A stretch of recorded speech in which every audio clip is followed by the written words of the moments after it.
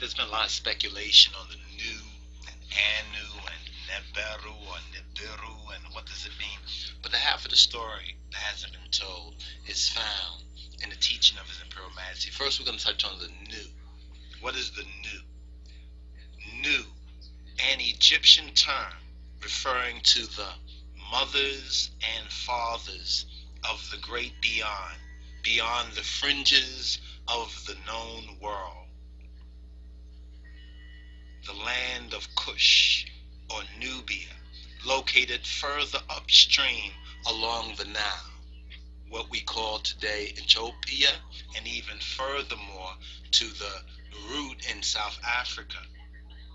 But all of that land in ancient times being known as Ethiopia, the ancestors were the sons of Noah, or Noah, Cam, Cush, and Mitzrayim.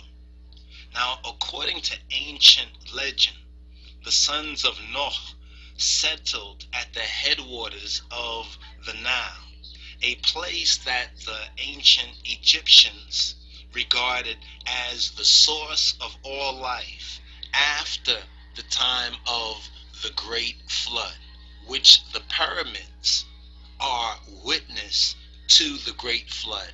They were not built after the Great Flood, but actually before the Great Flood. That's also half of the story that hasn't been told until now. Now, the next point that we want to touch on the Nu. So the Nu are the mothers and the fathers, referred to as the mothers and the fathers. Now, how does this connect with the teaching of Imperial Magic? We have to know the roots. So we have to go to Nubia, the land of gold. In the earliest times of recorded history, ancient Egypt was the great civilization of Africa. To the ancient Egyptians, the land of Cush was a kind of a no man's land, or ancient Ethiopia.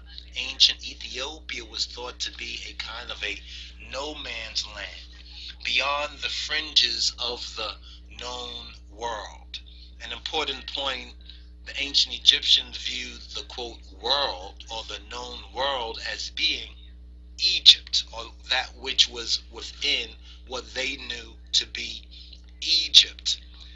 Adventurous Ethiopian traders would brave the journey up the Nile to get their legendary cargoes of gold and ivory and precious gems from Ethiopia, from the source. Since gold came from Cush, the Egyptians began to refer to it as Nubia, which means the land of gold. As the descendants of Noah migrated down the Nile Valley, the Nile River Valley, and with them went the vanishing knowledge or gnosis of Yahweh, the one true Elohim, or the one true God, also known as Yahweh or Jehovah, the God of the ancient Israelites. This is where the modern day reference to Jah finds its origins. Before long, worship of Noah's one true Elohim was limited to a very few elite or enlightened families. But through Aksumawi, the great-great-grandson of Noah, worship of Yahweh survived in relative isolation, immune to the numerous other cults that were worshiping nature spirits and supernatural forces and demons promoted by the surrounding native tribes, or uninitiated and unenlightened ones. It was no small accomplishment that Aksumawi established a monotheistic, or one true God culture in the ancient city that we know as Aksum, or Wag Shum. The use of the Egyptian name Amen is interesting. This Egyptian name Amen was used as a prenom for the ancient Egyptian kings, and later as one of the primary gods, Amen Re, also spelled Amon and Amun-Re, was brought down the Nile Valley into Egypt by the descendants of Cush, who retained a glimmer of the light of Yahweh, the one true Elohim. Amen in ancient Egypt meant the hidden, the holy one. The name Amen Re meant the God who dwelt within the king.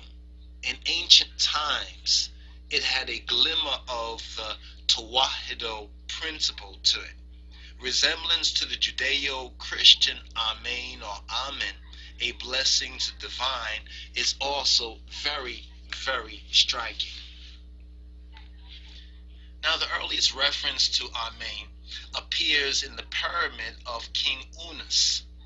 Amen is included among the primeval gods associated with the new, the fathers and the mothers from the deep beyond, in the beginning, in the Berasait or the Berashit, in the beginning.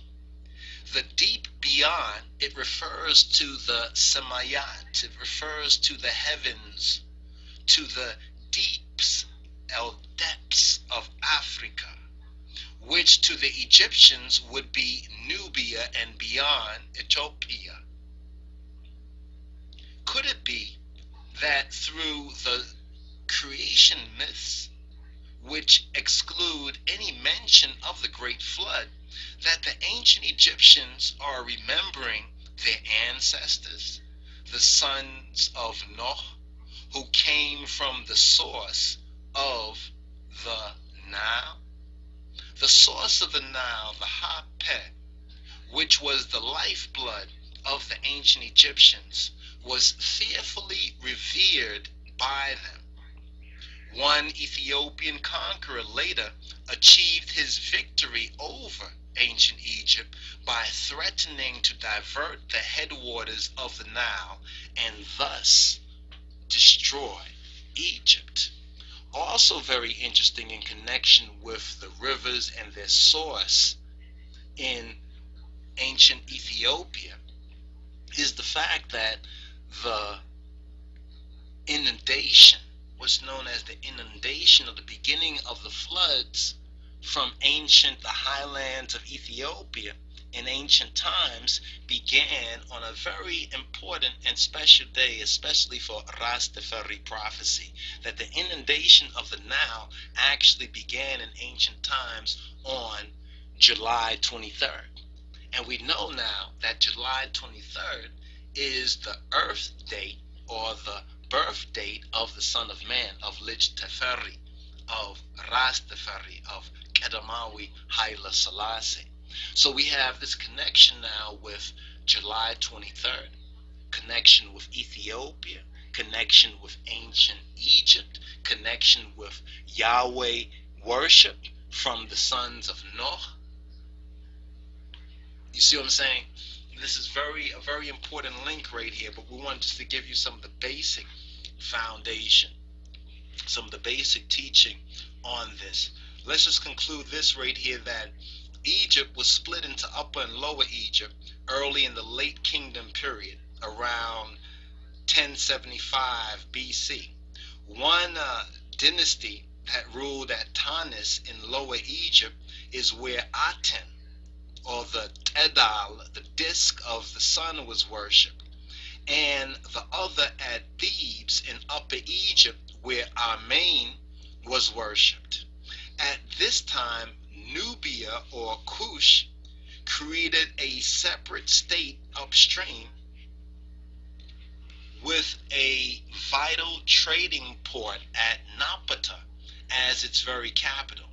This was just prior to the time when the Queen of Sheba and her only son Menelik the first, Kedamawi Menelik, formally established the Aksumite kingdom, or the renewed kingdom of David in Ethiopia.